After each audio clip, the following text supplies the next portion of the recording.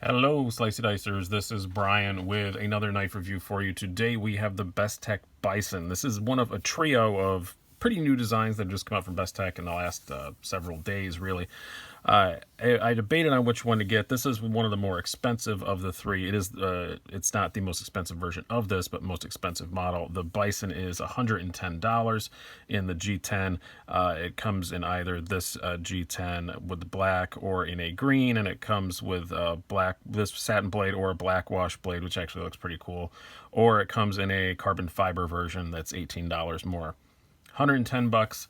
Why is it more than the other D2 ball bearing flipper Bestechs? It's a titanium frame lock with a nice titanium clip on it. So not their usual liner lock affair they do on their budget stuff. So this kind of lands squarely between their more budgety liner lock knives and their higher end full titanium stuff that they do. So it's kind of halfway between.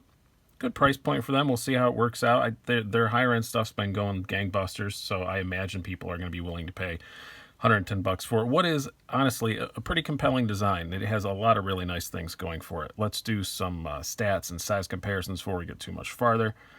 We have an overall length of 8.4 inches, a blade length just over 3.5 inches, about 3.6. So if you are in an area where that is a legality, keep that in mind. Blade thickness, pretty thick blade stock, 0.15 inches.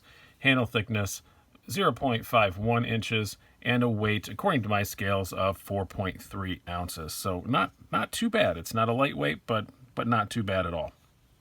I call it kind of averagey sort of weight for this blade length. Let's do some size comparisons before we move on. We have our usuals. First up, we will do the Spyderco sandwich. We have your paramilitary 2 and your para 3. You can see not a small knife. It's a pretty big knife. And then compare it to a couple of other D2 very popular knives. Much not in the same price category, but your Ontario Rat Model 1. Very close in size to the Rat Model 1. And your Rat Model 2. Yeah, so you see it's almost exactly identical in overall length to the Rat Model 1, which is unsurprising because the blade length is also almost identical. And we'll do one last one here. I'm going to pull out, just because this is also another knife pretty close to its price category. With the G10, I think it's a bit less, but another overseas made D2 blade titanium frame lock knife, the Steel Will Piercer. You can see it's quite a bit longer than the Piercer. Piercer is much taller, though. All right, let's talk about this knife. The most important thing first, as always, the blade. D2 steel, as I said. Bestech has been doing a pretty good job with the D2. I do know that a while ago they had a bit of a fumble where this was, probably a year ago, or maybe more than that now, I think. They had a run that was, they were having some chipping issues. They changed suppliers and stuff, and it seems to have helped out a whole lot. I've had a Bestech Paladin for a very long time, and I never had any problems with that.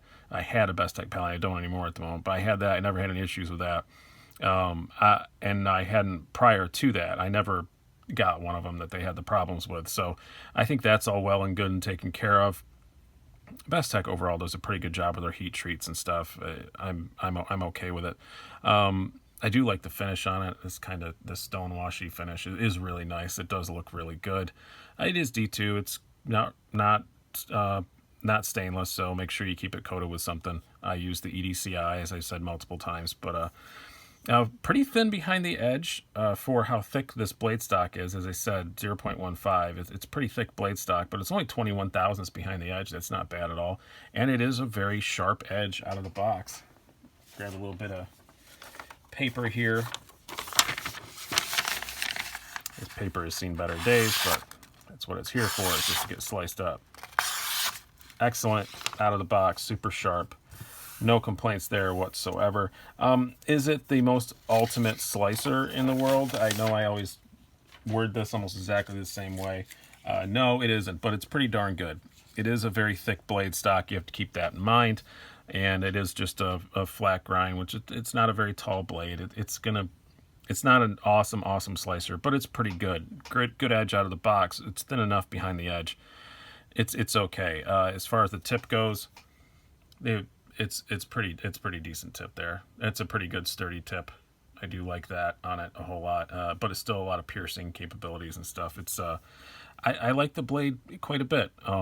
It's not like my favorite Bestech blade they've ever made, but it's pretty darn good. Ergonomically, it's really good. Ergonomics is probably my favorite thing about this knife. There are just no hot spots. I don't feel this milled pocket clip at all, not a bit. No matter how hard I squeeze it, my particular hands, I can't feel that pocket clip at all. Everything just fits great. Again, large size gloves, skinny fingers.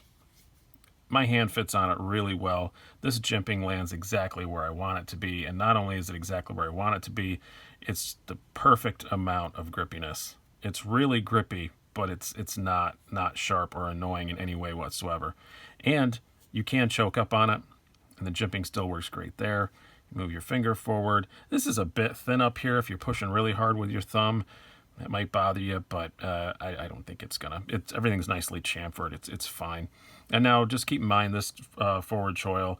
It isn't particularly deep, so if you're choked up and jabbing into something, your finger might slide forward and you might cut yourself open. But as long as you're just using a forward choil like it's meant to be, it's gonna be fine. If you're gonna stab something, put your hand back behind the flipper tab and you'll be absolutely fine. The ergonomics in this are really good. This G10 awesomely grippy. Can't comment on the carbon fiber.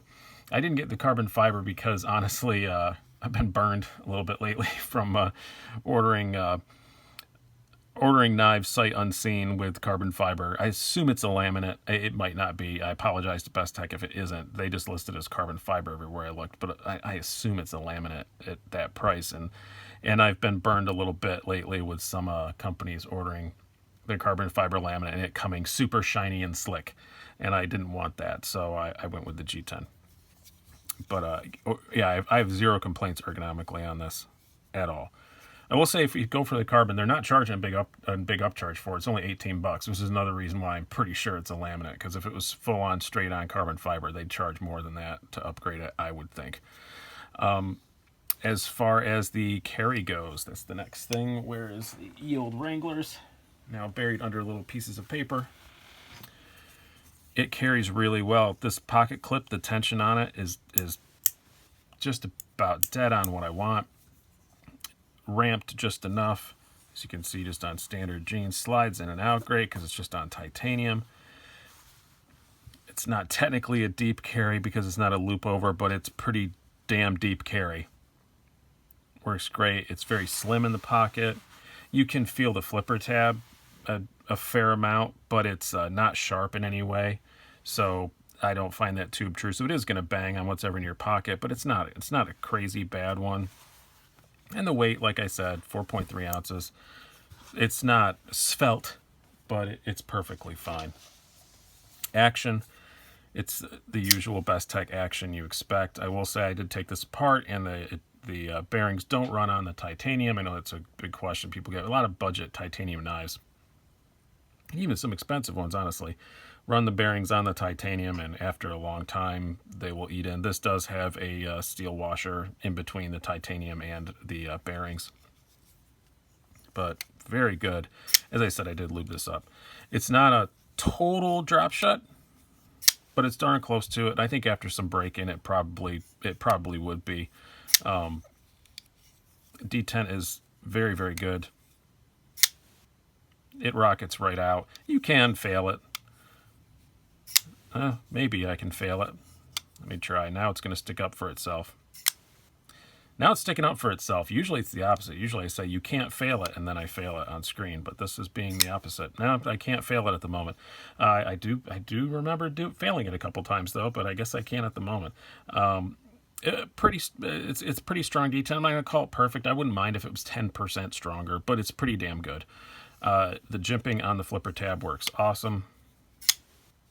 You can light switch it. It does have enough flat on the top to push button it. The lockup is excellent. You know, centering's great, all that stuff. Yeah, and the quality is good. The only quality thing I could really complain about is maybe you know, at $110, the pivot is very nice quality, but these screws back here are kind of crappy for $110. But other than that, that is the only place I can see that they really skimped on it. Nice titanium backspacer, all that good stuff. It's a really nice knife for $110.